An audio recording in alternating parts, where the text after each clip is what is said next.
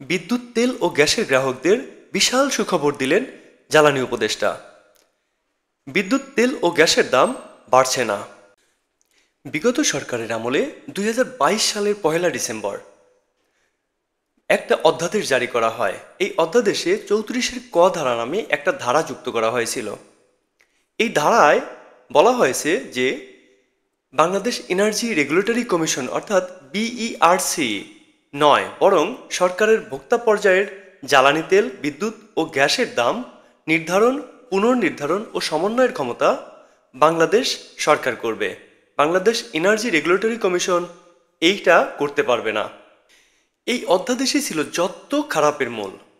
এই অধ্যাদেশে বলা হয়েছিল এই আইনের অন্যান্য বিধানে যাই থাকুক না কেন, বিশেষ ক্ষেত্রে সরকার সরকারি গেজেটে প্রজ্ঞাপন দ্বারা ভর্তুকি সমন্বয়ের লক্ষ্যে জনস্বার্থে কৃষি, শিল্প, সার, ব্যবসা বাণিজ্য ও গৃহস্থালী কাজের চাহিদা অনুযায়ী এনার্জির নিরবচ্ছিন্ন ব্যবহার নিশ্চিত করার লক্ষ্যে তার উৎপাদন, বৃদ্ধি, সঞ্চালন, পরিবহন, বিপণনের নিমিত্তে দ্রুত কার্যকরী ব্যবস্থা গ্রহণের সুবিধার্থে বিদ্যুৎ উৎপাদন, এনার্জি সঞ্চালন, মজুতকরণ, বিপণন, সরবরাহ ও বিতরণ এবং ভোক্তা পর্যায়ে ট্যারিফ নির্ধারণ, পুনর্নির্ধারণ ও সমন্বয় করতে পারবে। অর্থাৎ বলা হচ্ছে যে যদি সরকারের দরকার হয় ভর্তুকি পূরণ করার জন্য অথবা দাম বাড়ার জন্য কোনো কিছু অথবা অন্যান্য যে কোনো প্রয়োজনে সরকার চাইলে একটা গেজেট প্রজ্ঞাপন দ্বারা সে এই সমস্ত জিনিসের অর্থাৎ গ্যাস, বিদ্যুৎ এবং অন্যান্য যে শক্তি আছে সেগুলোর দাম বাড়াতে পারবে। এনার্জি রেগুলেটরি কমিশন একটা ধারা যোগ করলো যে না, এটা সরকার ইচ্ছা করলে জ্বালানির। তো এই জিনিসটা খুবই কারণ হচ্ছে যে সরকারও তো একটা উৎপাদক। তো আপনি নিজে উৎপাদক, এখানে আরও কতজন উৎপাদক আছে, আপনি কীভাবে দাম নির্ধারণ করবেন? তো এটা একটা এক্ষেত্রে এনার্জি রেগুলেটরি কমিশন সে কোনো ভূমিকাই পালন করতে পারবে না। তাহলে কি দাঁড়ালো যে যত দাম বেড়েছে সমস্ত দাম সরকার নিজের খামখেয়ালি মতো বাড়িয়েছিল।